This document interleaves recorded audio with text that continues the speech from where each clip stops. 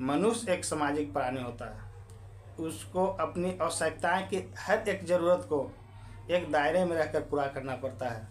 चाहे उनकी कोई भी आवश्यकता हो, जायज़ नाजायज़, हर एक चीज़ को सोच समझकर उस पर अमल करने की ज़रूरत होती है। आज समय बदल रहा है, लोग आवश्यकताओं की होड़ में दौड़ रहे हैं। वो न आगे देखते हैं, न पीछे देखते हैं, न भूत की चिंता करते हैं, न भविष्य की चिंता करते हैं, सिर्फ भागे भागे चलते रहते हैं। और उसमें कभी कभी ऐसे गलत कदम उठा लेते हैं जो हमारे देश के लिए, हमारे समाज के लिए, हम सब मनुष्य जाति के लिए कलंक के समान होता है। वो न जाने कैसे कैसे धंधे जो गलत होते हैं, स्मगलिंग, सेक्स रैकेट, पोर्नोग्राफी और भी तरह तरह का धंधे अपनाते हैं, जुगाड़ अपनाते हैं, दिमाग को लगाते हैं, साइबर क्राइम और भी न जाने कैसे कैसे अपराध कर बैठते हैं जो हमारे देश के लिए, हमारे समाज के लिए और खुद हम अपने लिए भी नुकसानदायक साबित होता है। दोस्तों, आज इसी कहानी से मिलता जुलता एक अपराध की कहानी मैं आप लोग को लेकर आया हूं। मैं परशुराम सिंह और आप देखना शुरू कर चुके हैं सच का प्रहरी। दोस्तों, मेरा आज का जो सच्ची घटना है वो नोएडा का सेक्टर 105 के बंगला नंबर 234 का है। उस पौष इलाका के इस बंगला में उस समय अफरा तफरी मच जाता है जब आधी रात की टीम 28 मार्च 2025 को आधी रात को 1 दर्जन से अधिक ईडी का टीम वहाँ पर छापा मारती है। किसी को कुछ पता ही नहीं चलता है यहाँ पर ईडी क्यों छापा मार रहा है, क्योंकि सब सभ्य लोग थे, संभ्रांत लोग था, बड़े बड़े अधिकारियों का वहाँ पर बंगला था, ऑफिस था, लेकिन सब हक्का बक्का हो जाते हैं। जो भी ईडी की गाड़ी देख रहे थे साइड हो जाते थे, सोते थे हम लोग भी किसी लफड़ा में न पड़ जाएं, वो छुप कर देखते थे। वहाँ पर उस मकान को जो बंगला नंबर 234 था उसको ईडी के अधिकारियों ने घेर लिया था। और जब उसके अंदर छापा मारा जाता है तो सब अधिकारी लोग आश्चर्यचकित हो जाते हैं। नीचे से जब वो चेक करते करते ऊपर के कमरा में जाते हैं तो वहाँ पर बहुत बड़ा स्टूडियो चलता हुआ दिखाई देता है। चूँकि वह जो बंगला था वो उज्जवल किशोर और नीलू श्रीवास्तव का था, उनके नाम से वो अलॉट था। और उसमें वो सब्सिडी वेंचर प्राइवेट लिमिटेड का जो कंपनी था, सब डीजी वेंचर्स प्राइवेट लिमिटेड, उसका डायरेक्टर के नाम से उन्होंने उसको ले रखा था और डायरेक्टर थे और उसमें रहते थे। वहाँ पर रहकर उन लोग एक बिजनेस की शुरुआत किए थे जिसका फेसबुक पर एक पेज था। उस पेज का नाम था चैप्टो.com। चैप्टो.com के नाम से एक फेसबुक पर पेज बनाया था और उस पेज के जरिए उन लोग उस पर विज्ञापन निकालते थे, एडवर्टाइज निकालते थे और उस पर मॉडल की ज़रूरत है ऐसा कर कर उन लोग एडवर्टाइज निकालते हैं। मॉडलिंग के इच्छुक जुतियाँ संपर्क कर सकते हैं। चूँकि यह फेसबुक पर पेज था, फेसबुक पूरे विश्व में रन करता है, ऑल इंडिया रन करता है। इंडिया के कोने कोने से इच्छुक मॉडल्स अब उनके पास आने लगे, अपने ऑडिशन देते थे और यहाँ पर एक उनके साथ झोल होता था। उनके ऊपर एक ब्रेन वॉश बोला जाए तो अतिशयोक्ति नहीं होती, उनको ब्रेन वॉश किया जाता था और वहाँ पर उनको बेतहाशा पैसों की लालच दिया जाता था। उनको बताया जाता था कि आप पोर्न साइट पर काम करना चाहेंगे, यदि आप पोर्न साइट पर काम करेंगे तो महीने का आपको हम लोग 1 से 2 लाख रुपया देंगे। उस पर आप लोग को उन लोग लड़कियां कुछ तो तैयार होती थी और कुछ नहीं तैयार होती थी। जो तैयार होती थी उनको बताया जाता था कि आपको लिप चैट आना है, उसमें कभी कभी फेस चैट भी करना है, किसी पर पूरे फुल फेस चैट करना है और कहीं कहीं पर न्यूड चैट भी करना है। उसके लिए हम जो ग्राहक रहेंगे उनसे अलग अलग रेट का पैसा लेंगे और वो पैसा हमें उन लोग टोकन के रूप में देंगे।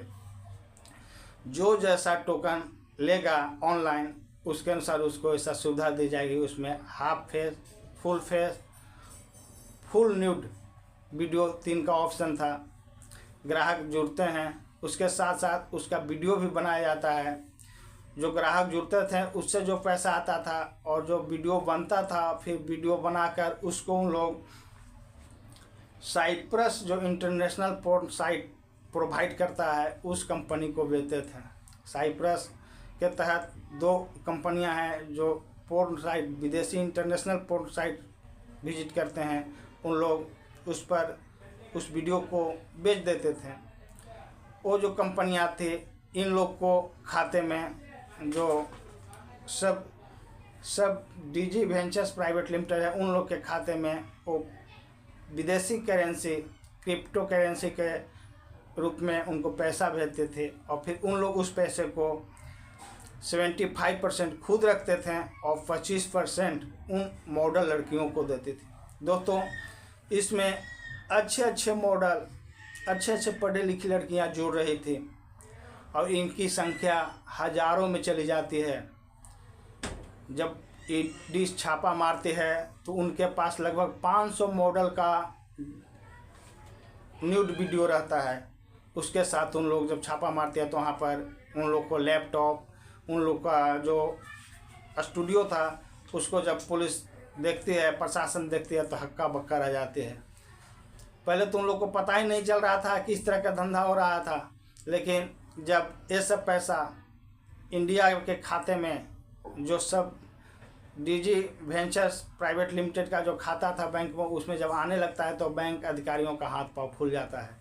क्योंकि जब विदेश से इंडिया में पैसा आता है विदेशी मनी के रूप में तो उसका पारदर्शी प्रोसेस होता है जो होकर गुजरता है, जो वैध होता है। लेकिन इनके पास जो आ रहे थे उसमें अधिकारियों के कान खड़े हो जाते थे, बहुत मात्रा में आ रहे थे, बार बार आ रहे थे। तो बैंक अधिकारियों ने ईडी को सूचना दी। जब ईडी को सूचना दी तो ईडी ने जो बैंक में खाता था उसका एड्रेस को जब खंगालती है, बैंक अकाउंट को जब खंगालती है तो उनका हाथ पांव फूल जाते हैं, कारण कि उसमें 22 करोड़ से ज़्यादा के राशि का लेन देन किया गया था जो विदेशी मुद्रा के रूप में इंडिया में आया था। जब उस जो पासबुक था उसके एड्रेस को खंगाला गया तो वही नोएडा सेक्टर 105 का बंगला नंबर 234 का आता है और ईडी ने छापा मारा था। दोस्तों, मैं आपको यहाँ बता दूँ, ये जो पति पत्नी थे उज्जवल किशोर और नीलू श्रीवास्तव, ये 5 साल से इस जगह पर रह रहे थे और 5 सालों से पोर्नोग्राफी रैकेट का संचालन कर रहे थे। और अफसोस की बात तो ये है कि हमारे देश के इंटेलिजेंसी ब्यूरो, हमारे जो यूपी सरकार है उसके स्टेट पुलिस को कानों कान कुछ भी नहीं जानकारी थी। जो डिस्ट्रिक्शन स्टाफ हैं, जो पुलिस, लोकल पुलिस वाले हैं, जो उनके गुप्तचर लोग रहते हैं, उनको कोई भी जानकारी नहीं थी इस देश में इस जगह पर इंटरनेशनल पोर्नोग्राफी साइट का वीडियो बनाए जाते हैं और विदेशों में इस वीडियो को बेचा जाता है। सोचिए, यहाँ पर दिन भर में न जाने कितने मॉडल आते थे और जाते थे, उनको बताया जाता था। जो मॉडल तैयार हो जाते थे उनको उस ऊपर वाले स्टूडियो में भेज दिया जाता था। वहाँ पर वो 2 घंटा 3 घंटा टेक रिटेक करके वीडियो बनाते थे, तब जाकर 20 मिनट 25 मिनट 30 मिनट का एक वीडियो तैयार होता था। वो ग्राहकों के अनुसार रहता था, कोई हाफ फेस में बना हुआ रहता था, कोई फुल फेस में बना हुआ रहता था, तो कोई पूर्णतः न्यूड रहते थे। और फिर उन वीडियो को उन लोग जो पति पत्नी थे उन लोग विदेशी साइट पर महंगे दामों पर बेच देते थे।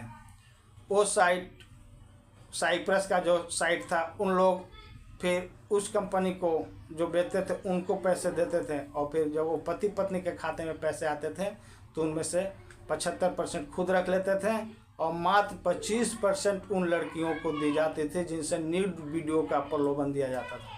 दोस्तों, मैं आप बताना चाहूँगा, वो 25% में ही उनके पास महीने का 1 लाख से 1.5 लाख 2 लाख रुपए तक की राशि मिल जाती थी, दी जाती थी। और आज हम ये सोचने के लिए विवश होते हैं कि आज एक पढ़ा लिखा वर्ग भी कैसा बेवकूफ़ बनता है पैसों के खातिर। वो देख सकते हैं, यहाँ जो मॉडलिंग कर रही थी, बीएफ बना रही थी, ब्लू फिल्में बना रही थी, न्यूड वीडियो बना रही थी, वो अनपढ़ लड़कियां नहीं थी, वो हाई प्रोफाइल पर लड़कियां थी, मॉडलिंग करने वाली लड़कियां थी, लेकिन पैसे के खातिर वो न्यूड हो रही थी, न्यूड वीडियो कर रही थी, न्यूड चैट कर रही थी, और उनके ये भी जान रही थी कि हमारे वीडियो को विदेशों में बेचा जाएगा, उसको ऊंचे दामों पर बेचा जाएगा। फिर भी वो अपने चेहरा को किसी भी तरह से गूगल वगैरह लगाकर छिपाकर वो बनाती थी, और उसका पैसा इस तरह से इंडिया में आ रहा था। यह अपने आप हमारे देश के लिए शर्म की बात है। कितना अफसोसजनक बात है कि हम विकास की बात करते हैं, हम न जाने कितने आगे बढ़ने की बात करते हैं। हमारे अभी देखिए सुनीता विलियम्स कितने दिनों के बाद, जो भारतीय विदेशी नागरिक है भारतीय मूल की, वो कितने दिनों के बाद वो अपने अंतरिक्ष में रहकर आए हैं, अंतरिक्ष से वापस आए हैं। हम या पूरा विश्व उनको लाने में किस तरह से सक्षम हुआ और उनको ले आया। हम भी आज चांद पर जाने के जुगाड़ करते हैं, वहाँ ज़मीन खरीद रहे हैं। हमारी सरकार हवाई चप्पल पहनाकर हवाई जहाज में चढ़ाने की बात करती है, और आज प्रशासन के नाक के तले ऐसी अमानवीयकृत होता है जो हमें शर्मसार करता है, हमें परेशान करता है, और प्रशासन को इसका थोड़ा सा भी भनक नहीं होता है। ये तो खैर मनाइए उन बैंक अधिकारियों का जिन्होंने ईडी को सूचना दी, ईडी ने इस पर त्वरित कार्रवाई करते हुए उन पर ऑफिस पर उनके बंगला पर छापा मारता है, और वहाँ से 3 मॉडल को गिरफ्तार करता है, उनका बयान लेता है, और बयान में सारी लड़कियाँ पोल खोल देती है इस बहुत बड़े पोर्नोग्राफी रैकेट का, जो से पूरा देश हिल गया है। और अफसोस की बात कि वो दोनों पति पत्नी फरार हो गए हैं, उनकी पुलिस तलाश कर रही है, और जब वो मिल जाएंगे तो उनका भी बयान दर्ज की जाएगी और वो पब्लिक के सामने आएगी। पुलिस तहकीकात कर रही है। दोस्तों, यह कहानी सुनाने का उद्देश्य हमें किसी को परेशान करना नहीं है, किसी का दिल दुखाना नहीं है, बल्कि लोगों को जागरूक करना है, सचेत करना है। मेरा यह वीडियो आपको कैसा लगा अपने कमेंट बॉक्स में ज़रूर लिखेंगे। यदि मेरा वीडियो अच्छा लगता है तो मेरे चैनल को सब्सक्राइब किया कीजिए, वीडियो को लाइक किया कीजिए। इसी के साथ दोस्तों, जय हिंद, जय भारत।